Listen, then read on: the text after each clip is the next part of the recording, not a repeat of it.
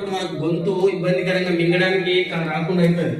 లోపల కొండ నాలుక ఉంటుంది, చిన్న నాలుక, ఇది కాకుండా ఆ కొండ నాలుకకు ఇబ్బంది అయిందని చెప్పేసి మంది ఏమికపోతే ఉన్న నాలుక ఉండిపోయిందంట. ఇప్పుడు మన మానవుని పరిస్థితి భూమిలో ప్రకృతిలో అలా అయిపోయింది. మనం ఏదైతే సుఖాన్ని పొందాలనుకుని మనం చేస్తున్నామో అందులో భాగంగా ఈ రసాయనిక ఎరువులు, క్రిమి సంహారక మందులు, సంకర జాతి విత్తనాలు వాడి ఆహార ధాన్యాలు ఎక్కువ మొత్తంలో పండిస్తున్నామో ఆ క్రమం లోపల ప్రకృతిని ఎక్కువగా మనం నాశనం చేస్తున్నాం.